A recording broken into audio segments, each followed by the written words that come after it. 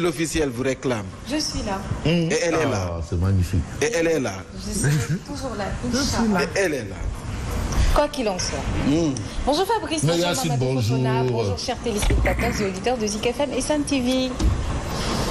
C'est bon? Ouais. Bon, ça fait partie du décor. Hein. Qu'est-ce que vous voulez? Mais non, mais j'entends des sabars là. Mais Chibert, où est-ce que Chibert nous a ramené du sabar le matin? C'est la matinale. La matinale. T'as ma matinale. Ah non, c'est ta matinale. Il y a le bar, mais il y a le bruit de suture. Mais sinon, ils sont où les fugitifs? Pas encore retrouvé. Les pénitenciers et fugitifs. Je dis pas que c'était une fausse alerte. Ah. Selon mon ami. C'était une fausse alerte. Oui. Ton ami qui est toujours là-bas. Oui, qui est toujours là-bas. Mort. Et lui, il n'a pas bougé. Non, il est là-bas. Il n'a pas pris la poudre d'escampette lui aussi. La poudre d'escampette. Bonne conduite. Il n'a pas pris la clé. En mode bonne conduite. Donc il faut. D'ailleurs, c'est lui le porte-parole. Non, il faut le gracier.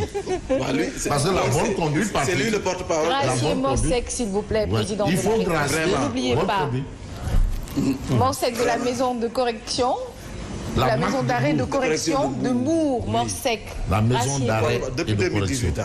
Alors, Fabrice, on démarre avec Wolf Quotidien ce matin. Hein? Bon, on va commencer par Tribune. Bon, je ne sais pas comment ça s'est passé, mais je vais quand même brandir le journal Tribune. Vous avez Tribune ici. À la une de Tribune, il est écrit Ismaïla. C'est aujourd'hui qu'Ismaïla Madior Fall est à l'Assemblée. Et quand Ismaïla Madior Fall est à l'Assemblée, ça veut dire ce que ça veut dire. Ouais. Ça veut tout simplement dire que le débat du troisième mandat sera relancé. Bien sûr. Ah oui, comme on dit que c'est lui on a dit que c'est un tailleur constitutionnel. Lui, il a dit non, je ne suis pas un petit, je suis haute couture. Haute couture. Lui, haute couture. Oui. Bon, pourquoi cette histoire? De toutes les façons, Ismaïla Madior Fall à l'Assemblée aujourd'hui, et c'est ce que révèle Tribune. Vous avez une Tribune qui parle de cette actualité. Alors, face à face entre détracteurs et partisans du troisième mandat. Ouais. Ça, c'est ce que retient Tribune par rapport au passage ce jour du professeur titulaire. Ouais. Attention, parce que là, maintenant, on est dans le domaine de la création de la matière, quand on est titulaire. Hein? Et aujourd'hui, on retient d'après Tribune la polémique entre Marie-Théo Niane et un autre professeur titulaire. Ouais. Ah oui, parce que Marie-Théo Niane dit Gorche. Voilà, c'est vrai que, mais Gorche, ça aussi c'est important, on est des Africains, il y a des choses vraiment, on ne peut pas laisser ça comme ça. On ne peut pas laisser installer le Wahwahet. Finalement, on ne va pas instituer. Ou bien, hein? Mais, non, c'est que tout ce que Watt a amené ou créé, ça fait toujours débat. Ah oui. Il a amené, c'est lui qui a amené les brassards rouges. Oui. Brassards rouges. Mais là, bon, non. La polémique entre Marie-Théo Niane et Ismaïla Madior Fall attisée. Parce que quand même, c'est deux baobabs de la connaissance. Et aujourd'hui, Tribune considère que cette polémique sera attisée à l'Assemblée nationale. Mais actualité nationale, on reste avec Tribune. Confrontation devant le doyen des juges d'instruction. Adji Sarr face à Ousmane Sonko mardi. C'est l'information de Tribune ce matin. Mardi, voilà. Adji Sarr face à Ousmane Sonko mardi. Ça, c'est l'actualité de Tribune. Ousmane Sonko Borom Var. Bon, Wolf continue de révéler contrôle inopiné des impôts. Donc, moi, j'ai jamais vu quelqu'un qu'on a Var. 1, 2, 3, Var. Sonko.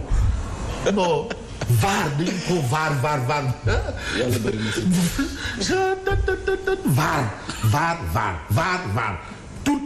Toutes les sorties sont varées. Toutes les sorties.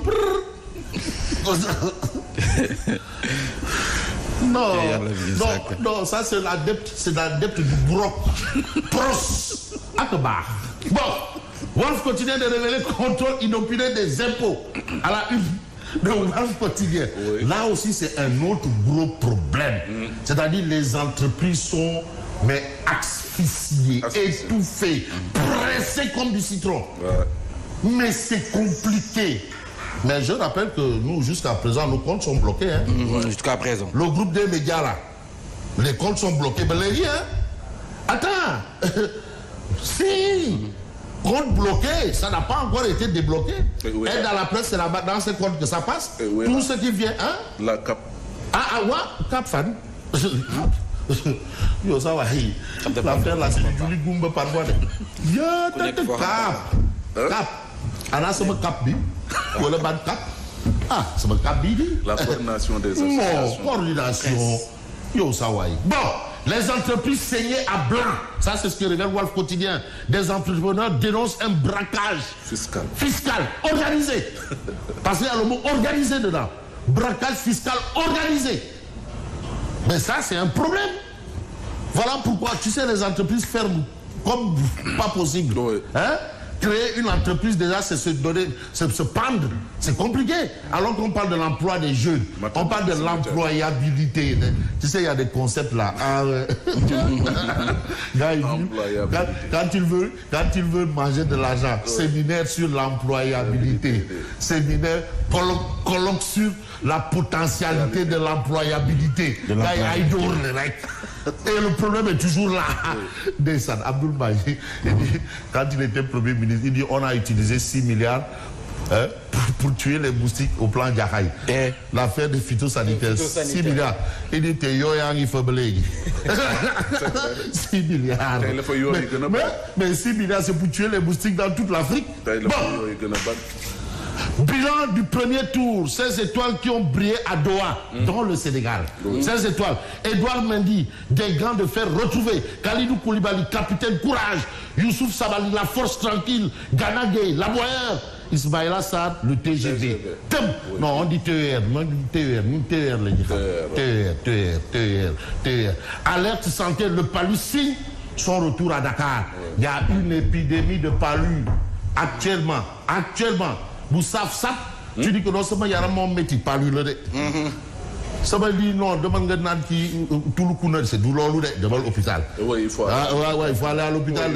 Ouais, non, dans ce moment, amna nig non des boules. Ay courbature. Ben qui binué khatin di dugg ci ndox nan des douleurs l'hôpital. Faut faire comme Yassine, on est malade, on va à l'hôpital. Faut pas faire comme Chimère Diop. Voilà. Bon, vous avez enquête quotidien, rapport ARMP 2020 et 2021. Sur la Covid business. Donc, il faut problème.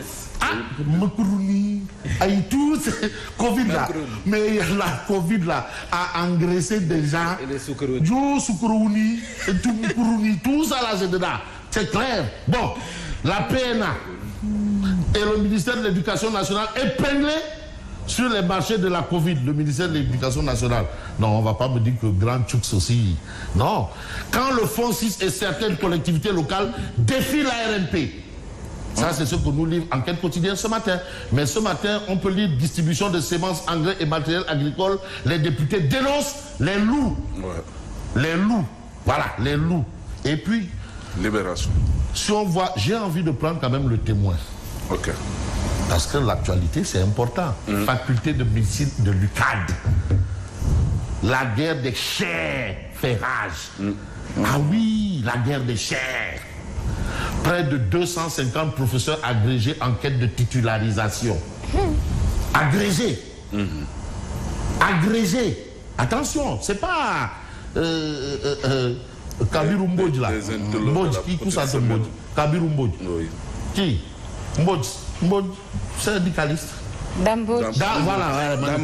Voilà, Mbodj. Voilà.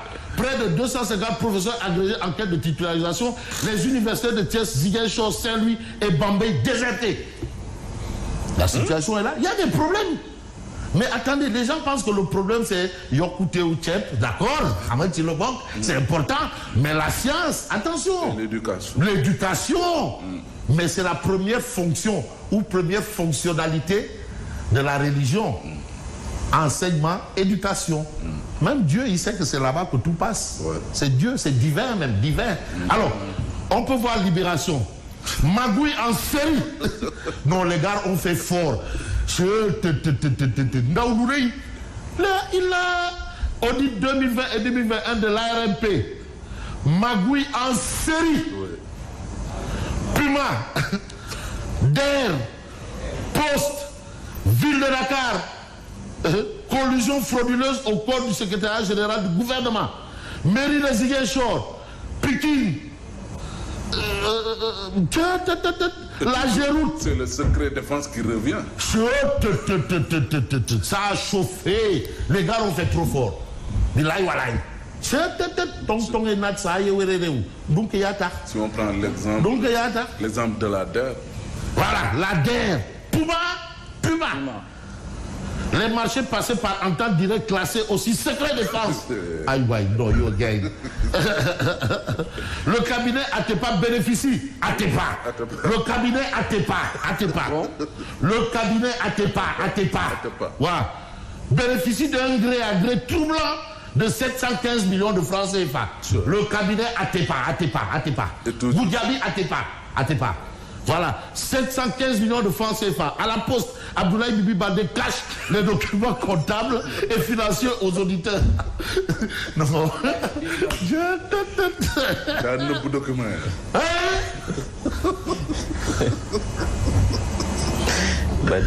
Ah bon? Mais il est choqué. Il y a de quoi? Quand même. En bon entendeur, salut. À tout à l'heure, Fabrice Lema pour la revue de presse.